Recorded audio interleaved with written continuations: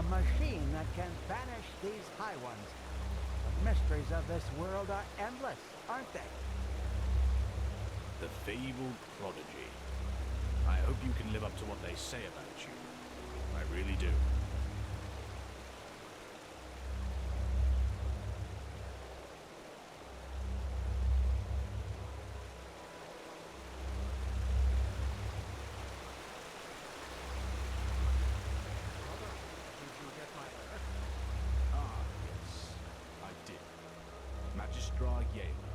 Your request. We will take care of it as soon as possible. Your sister will be fine. I'm certain of it. Good. That's good. Thank you. And may his light guide you. And you.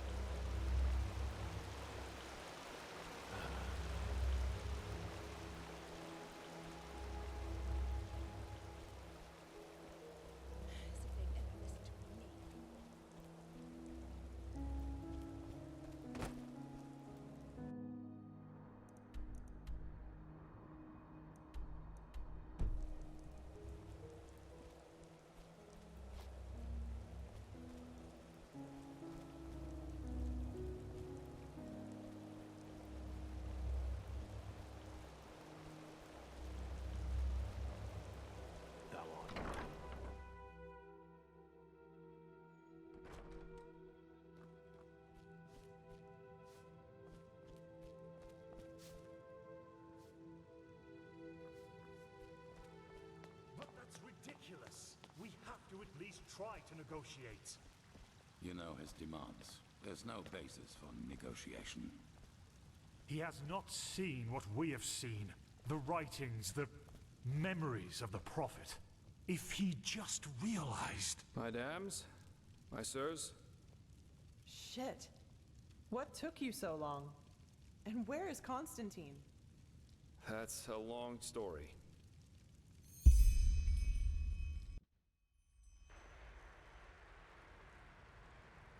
And those were his final words? I can't believe it. Simply another victim of the High Ones. If we do not activate the beacon soon, he won't be the last. Oh, right. The beacon. If it's activated, we'll simply glow the red madness away, won't we? Or maybe we could, for once in all this, do something that actually makes sense and focus our resources on finding an alchemistical or thaumaturgical solution to this problem, rather than trusting in a pile of scrap metal. Oh, by the Prophet's ass, won't you just shut up for a minute? All day long you do nothing but babble, getting on our nerves, and nothing you ever say gets us any closer to a fucking solution. So why don't you just shove off to one of the bathhouses? Go torture the washerwomen with your never-ending lamentations. That would be helpful for a change. You will take that back. Will I? Come here and make me. I'd be delighted. Blasphemy! Guard your This tongue, is wild blasphemy. mage, or... Or what? Are you gonna kill me? That's what you do best, you and your fucking order. Silence! You are angry, Lishari Pegast, and I understand why. But in the moment you let that anger destroy this alliance, Firespark's sacrifice will have been in vain. Is that what you want? Is that what you want? No. No, it isn't. Good. I am tired of this endless bickering. We have a responsibility, and we will fulfill it. Well said, Oranthio. And how exactly do you think we are going to do that? Without the sources, the beacon is as worthless as a heap of rusty iron. The chroniclers are on it, and they will find the answer. Novice, tell Commander Aaron to join us. We need to plan the defense of the land. You, Prophet, will come to me as soon as you have recovered. Now, let us get to work.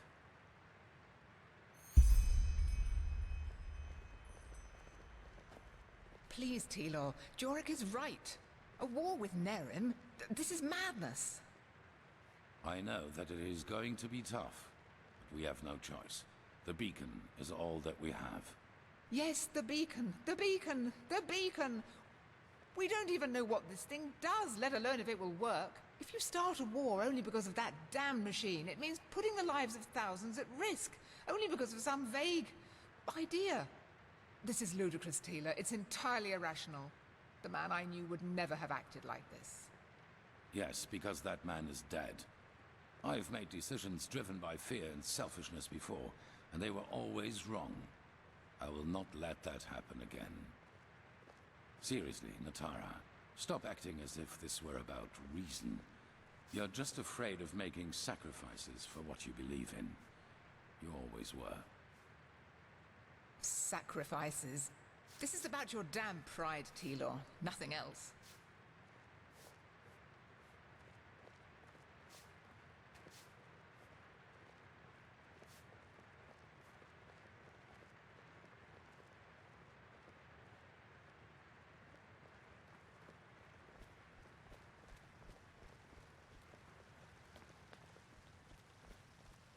The sun be praised you've made it.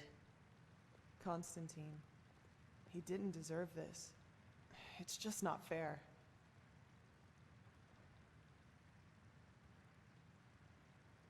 Someone is gonna pay for it. I'll see to that. I have to talk to you as soon as possible. It's about the seal in that letter we found on the mercenaries in Old Rashengrad. I believe I'm onto something. Their client is from Enderal. From Ark, to be more precise. Let's not talk here, though. Meet me in the Dancing Nomad. I'll be in the first room upstairs, right at the end of the staircase. And hurry. Yes, see you there.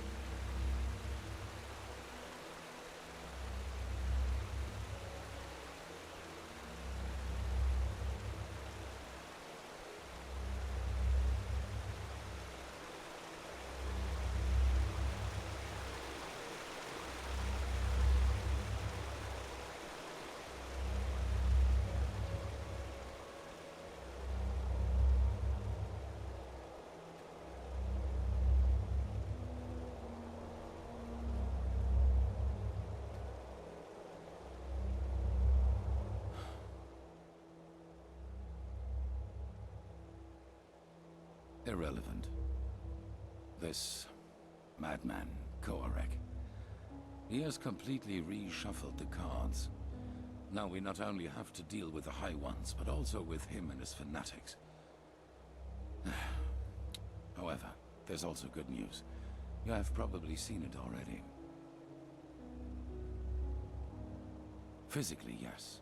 And we also know how it works now, and how it can put an end to the cycle.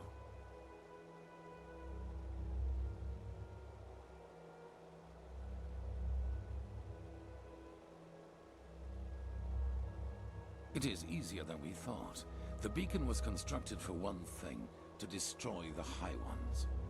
Once reconstructed, infused with energy and activated, lit, as the Pyreans called it, it can banish the High Ones from this plane of existence.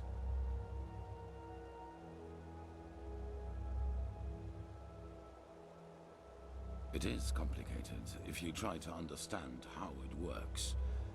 You know that the High Ones are not made of flesh and blood as we are. Essentially, they can be compared to the cold or to shadows. Omnipresent elements, yet we cannot touch them. Energy, if you will. However, there is a counterpart to each energy. Cold and fire, shadow and light. The High Ones and the beacon. Yes. Imagine a torch driving away the darkness in the moment it is ignited. This is what the beacon can do, except that the banishing will be permanent. Yes, as I said, it needs to be infused with energy before it can be lit. I take it you have noticed the 3 sockets on its base. They are what it draws its power from. Once they are filled, the beacon can be ignited and the High Ones will be undone, once and for all. At least, if the old writings are true. The only thing left for us to find out is what these energy sources are. But we are close. Give the Arcanists some more time and I will let you know if there's any news. In the meantime, get equipped accordingly. Some of the Neremes have landed already, and outbreaks of the Red Madness become more and more frequent as we speak.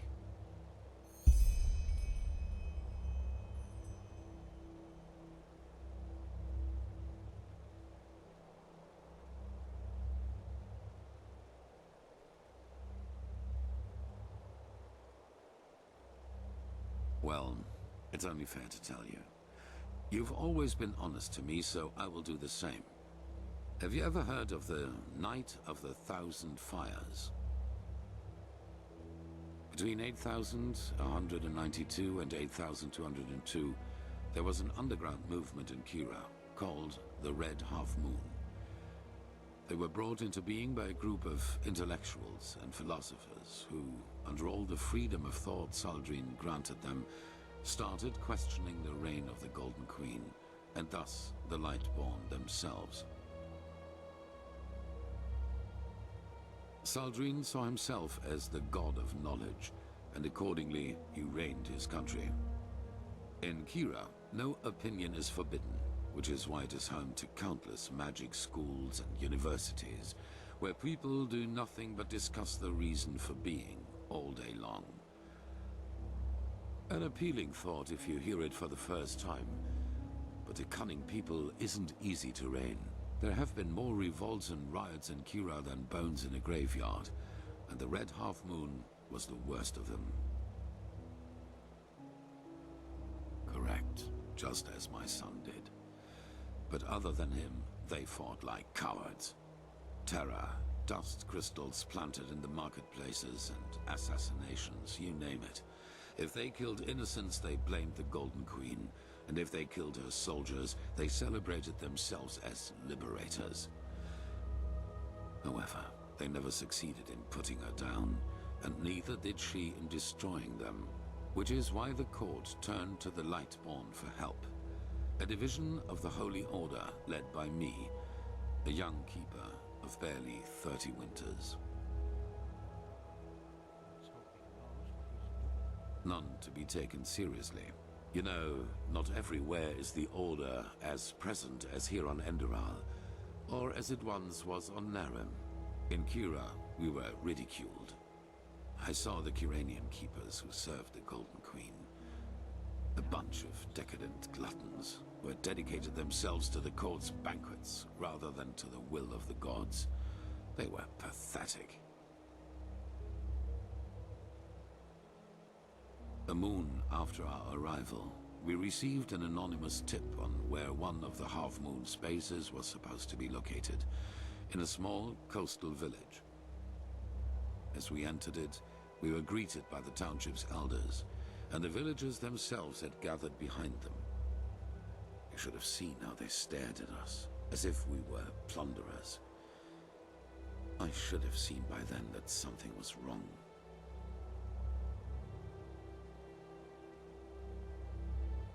Yes, but if there was one thing the Red Half Moon was good at, it was sowing lies. According to them, we were nothing but butchers who executed everyone unable to recite the revelation word for word. That's what they wanted us to think, and they did a good job at that. A veiled person here, an archer on the rooftops there. I got nervous, because villagers are not, they bested us in numbers, and they had kettled us. Then a man seemed to charge at us, and I gave the order to draw weapons. It was just the spark they needed. No, not a fight. A massacre. The villagers had pitchforks and shepherd staffs, and we had shadow steel swords, let alone the fact that we were trained warriors. I realized that I had made a mistake a split second after it started, but but it was too late by then. My men, they slaughtered them all, like pigs. At the end of the day, 300 people were dead, and only 10 of them were keepers.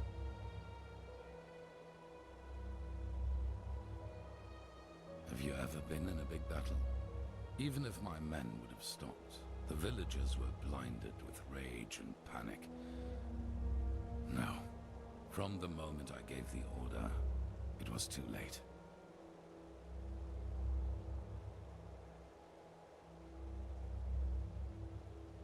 Well, what better proof of the Lightborn's cruelty is there than a division of keepers who, out of pure wickedness, slaughtered an entire village, women, children included.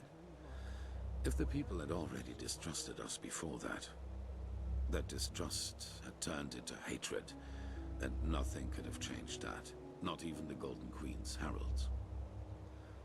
We set sail back to Enderal a week later. 2 years after that, the Red Half-Moon destroyed itself due to infighting. Ironic, isn't it?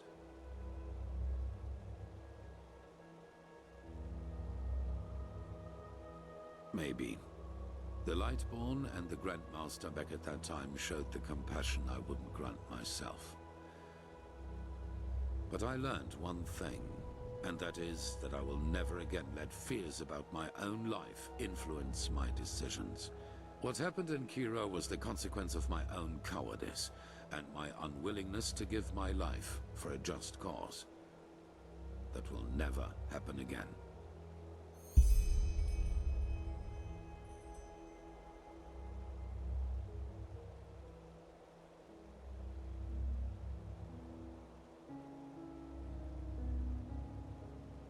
What?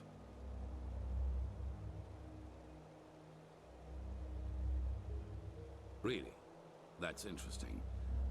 Provided this is true, that means that the emissaries aren't just people who fight the cleansing.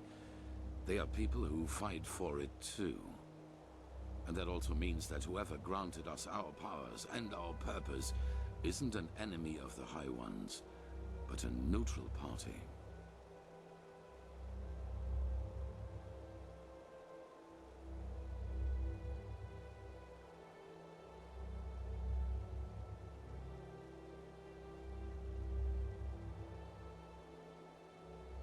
I beg your pardon.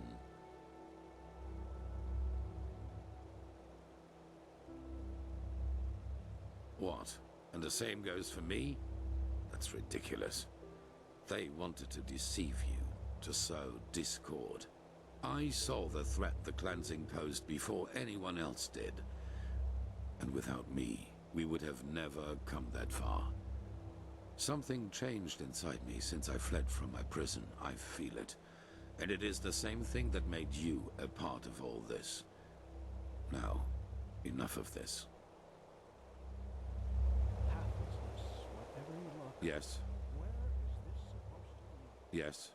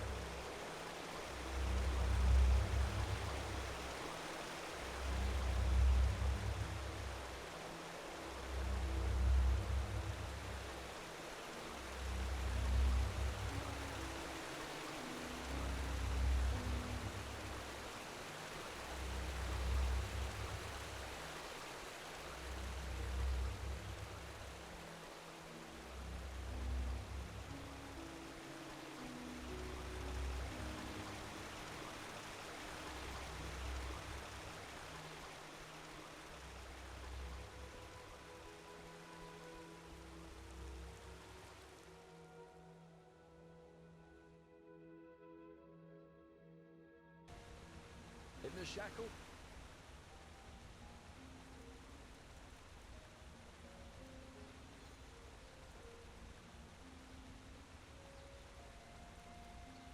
Lust, presented by the poets. On rocks I stood amidst... That's how it is. Life is what you make. Oh well. Ancient times. Well, Works. Right.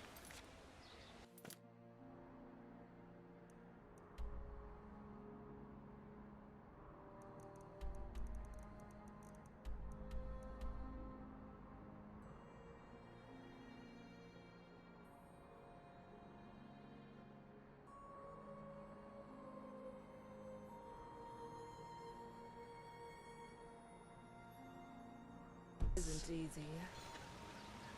sensual and sweet as sin, their bodies touch. Yes?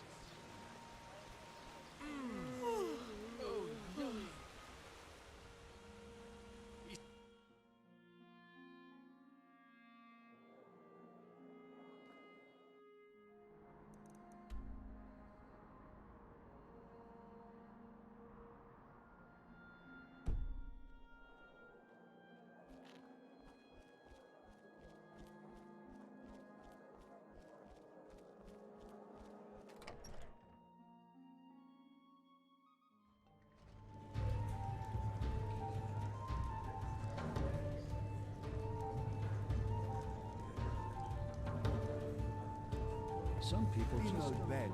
So hard times these are. Hard times. Well, what should I think about it? It starts getting really ugly. Even if Nerim manages to only get 1/5 of their army over here, the Order has a massive problem.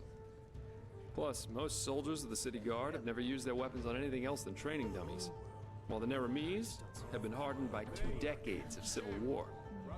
I truly hope this Korak comes to senses, somehow.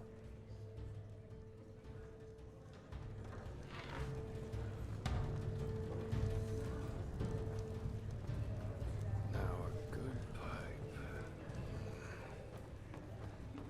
Light fades away at the end of the day.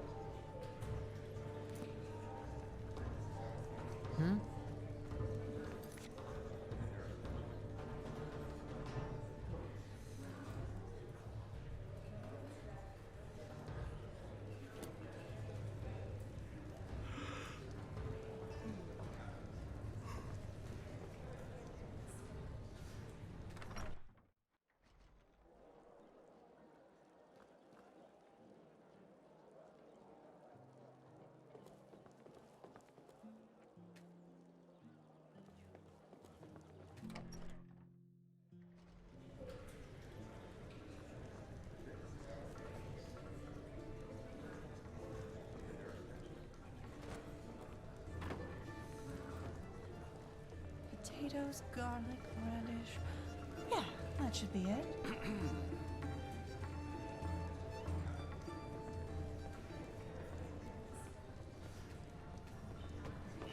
My sir?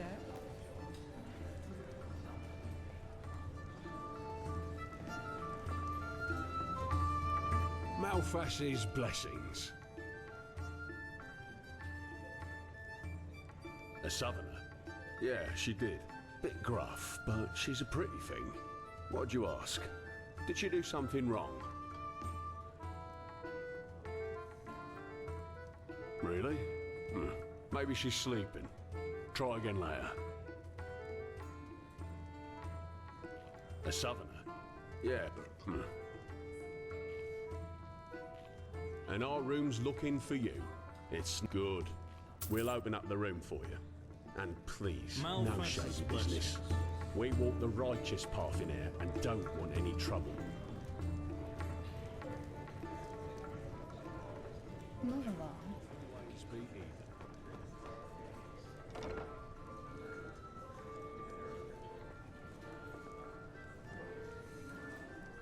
Prophet, are you in there? Kirash, what? Why? What have you done?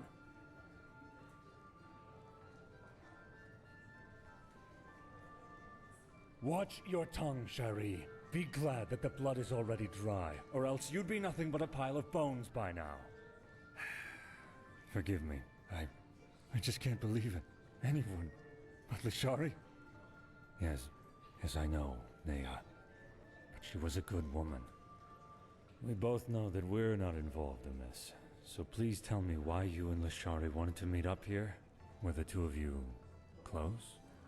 It's been a while since there was a man at Lashari's side.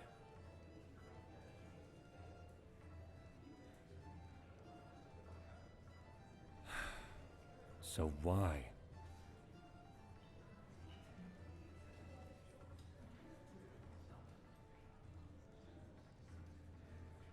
What? Then this bastard got wind of it. Oh, Kirash, Lashari, why the secrecy?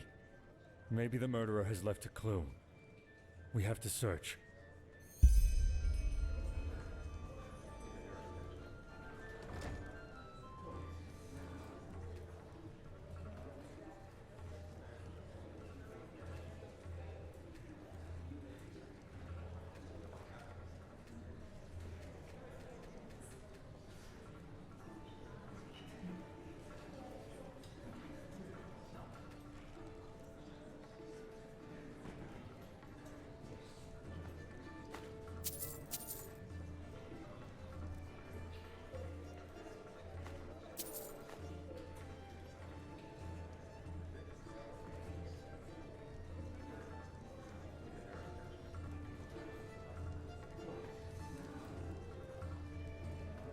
What's this?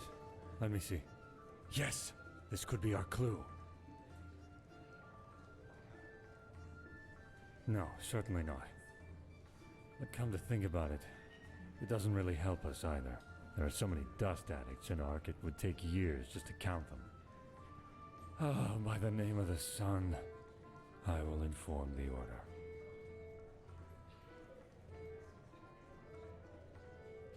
Yes, you do that. But come back to the temple as soon as you're finished, all right? The Archmagister has found something out about those sources we need for the beacon, even though he paid a high price for it.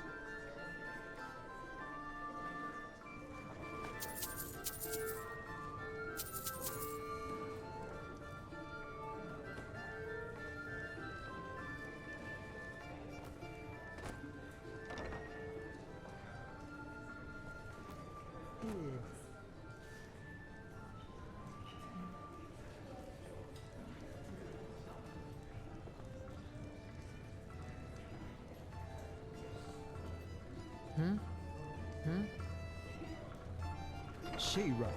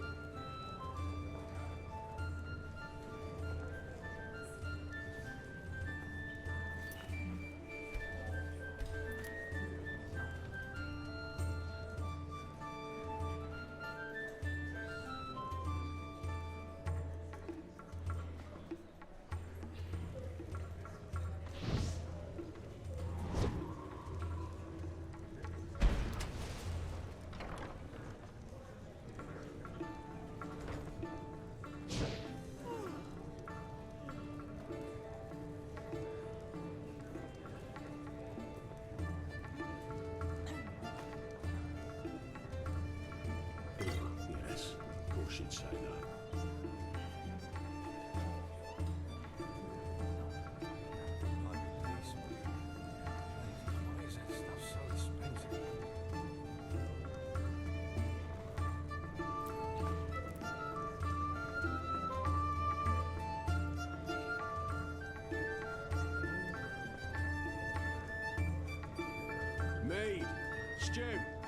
Roast pork. Anyone?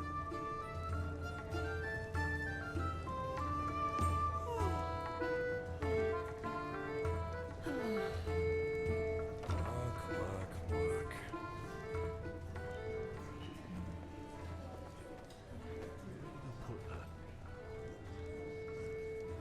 Well, that's just...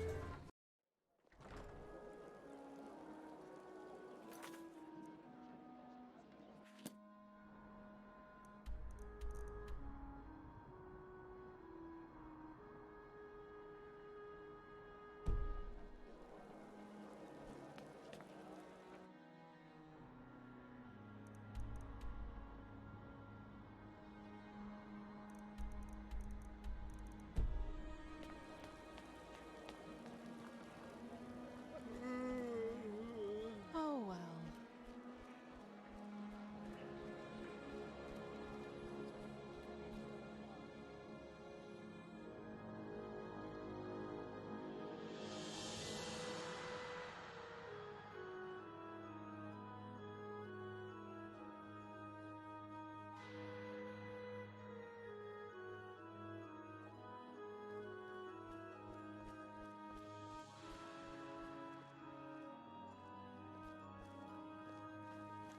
Some people just don't. Walk blessed.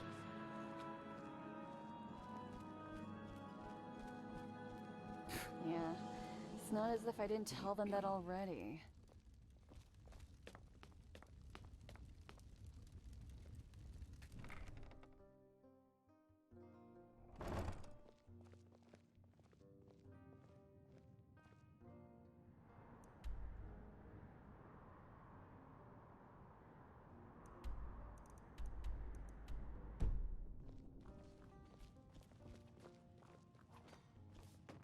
Huh? Can I help you?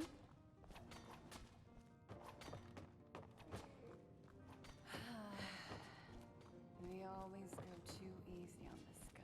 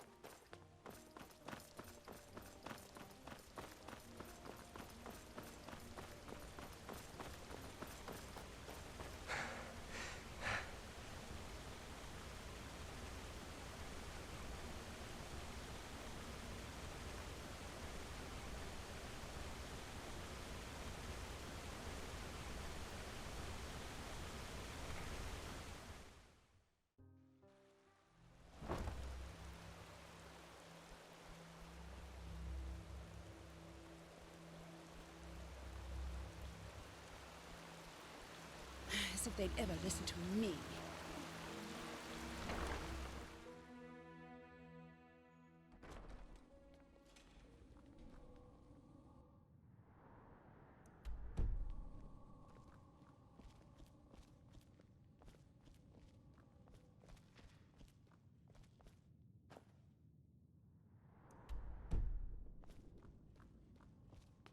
This just doesn't make any sense.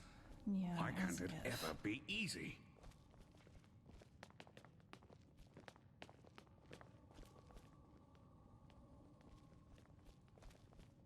Prophet?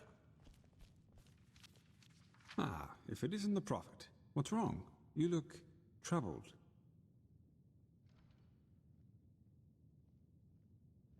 I know. Skyrim has already told me. I hardly knew her, but it's horrible. Different ideologies or not, she was a fine young mage, and her knowledge of the Pyreans was impressive. We need to find the ones who did this, and fast. But you probably already know that. Thank Malphus we just had a breakthrough with the beacon. At least as far as the sockets go, yes. In the old tablets you found in Old Dothugrad, there's talk of black embers, which are supposed to be some kind of energy supply for the machine. This is what we've been asking ourselves over the past few weeks, and then it fell like pelt from our eyes. The Pyreans were talking about the Black Pearls. Old jewels, sometimes known as Blackstones. They appeared for the first time in the Golden Era, and every self-important noble literally fought to get one in his possession. Apparently they originated from Stormwind, the old city in the heart of Octwind. They changed owners for decades, sometimes by violence, sometimes by gold. The whole thing only stopped when the owners took note of an undesirable side effect, if you like.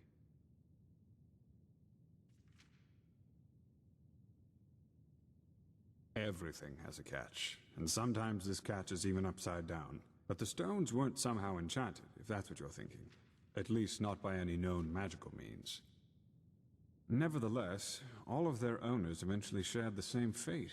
Countess Catua from Nerim, for example, whose castle burnt down to its foundations. According to a survivor of this tragedy, she was to blame for that. He claimed that he saw her the night it happened, laughing hysterically and dancing in the dining room and summoning waves of fire all around her. She was not previously known to have any magical talent in her. Correct. Plus, all of them eventually showed similar symptoms of delusion, like those possessed by the Red Madness do. A peculiar coincidence, if you ask me. Not quite. Those who owned a pearl tried to get rid of it, or lock it up somewhere safe, and eventually they fell into oblivion. Tell him your theory, Archmagister. Yes, of course. We believe that the stones carry energy, pure, uncontrolled magic, and that the High Ones use them for their own purposes. Correct. The pearl's magic make their owners powerful, but the High Ones befoul them, so to speak. Like a poisoned potion. I know it sounds odd, but the parallels are too striking to ignore. The red shimmer in the victim's eyes, the slow descent into madness, and ultimately this irrational, destructive act of violence.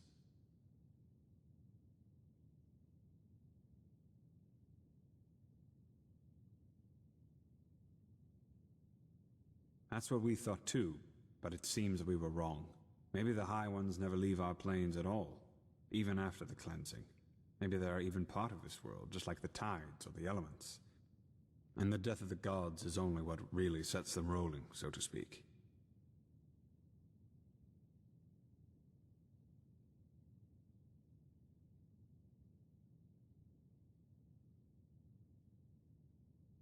That's what we think, yes. Nothing else in this world possesses that much raw power. Which is why you will find them for us.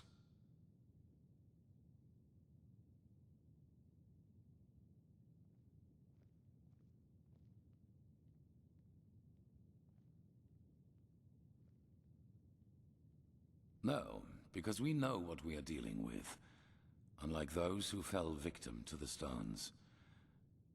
Imagine them as a powerful, magical sword. A fool won't know how to wield it and will eventually cut himself with it. A seasoned warrior, however, can use its power for his purposes. Which doesn't mean, however, that we will be careless with them. What we need is their energy, and once we have transferred that to the beacon, their shells will be useless to the High Ones.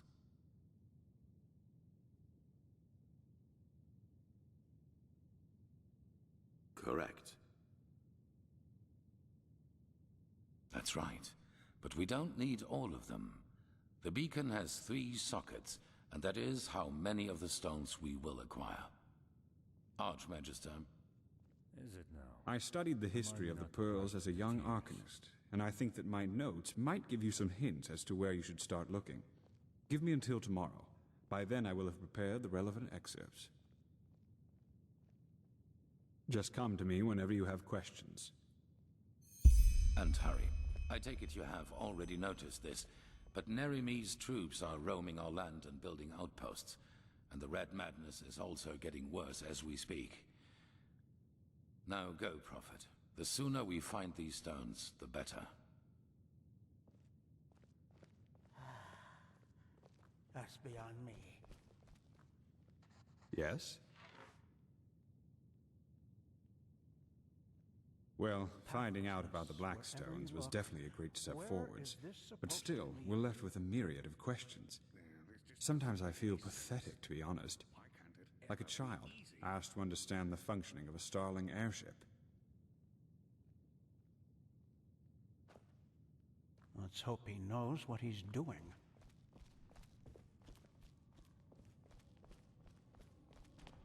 Yes. Yes, that just might work.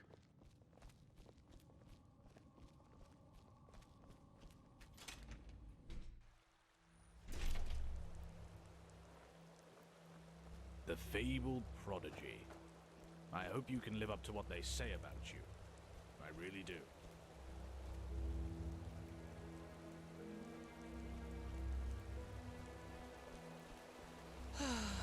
Oh. Beautiful and proud, the ruler of the Undercity, Vatira was her name. She was feared and desired, beggars, thieves, and murderers.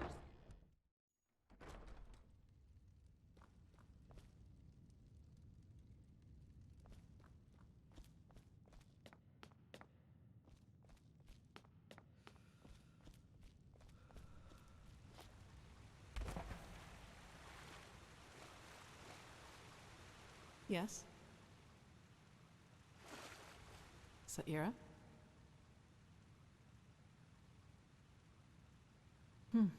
Until that Quark appeared, I actually thought things were going relatively well, like with the Sigil Stone and this beacon. But a war with Narim, that changes everything. They trump us in every aspect. Manpower, equipment, siege machinery. Let's just hope the walls of Ark are really as durable as they're said to be. Well, as I told you, I was never very popular with the other novices. You know, the novitiate was very challenging. The Magisters only rarely gave us days off to contemplate, as they called it. The others usually used it to go to the tavern to gamble and drink. I never really liked that kind of pastime, and I still don't. That's true, but when I feel the need to relax, I prefer taking a stroll or spending time in the baths. Whatever secret there is about relaxing to loud music, raucous shouting, and alcohol is beyond me.